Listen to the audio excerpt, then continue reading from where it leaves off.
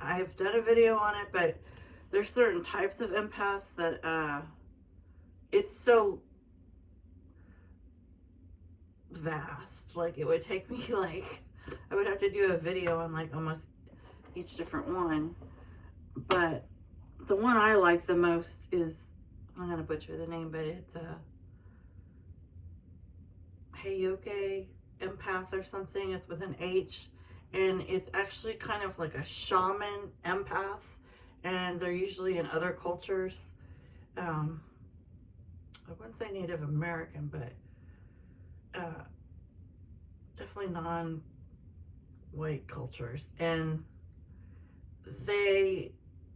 the women in those under those titles or whatever, like, they had a whole lot of freedom, like more freedom than the other women in the communities, because they were considered a healer.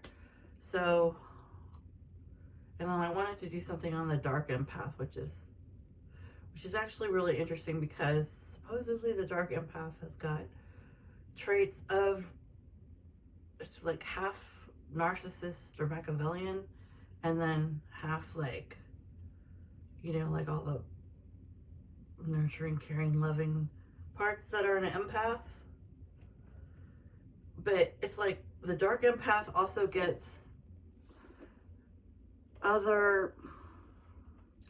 sometimes gets categorized without that narcissistic tendencies, and they try to like polish it up and make her like, I'm just saying female. I think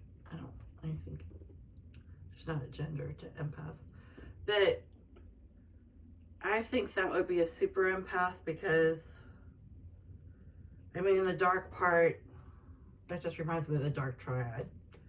So I think it would be an emphasis more on something. There's got to be something in there that's antisocial on some level.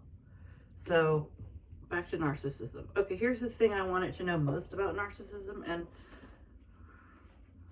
really not what I found out yet, because I would have to do a lot on child abuse, and which I don't mind doing, but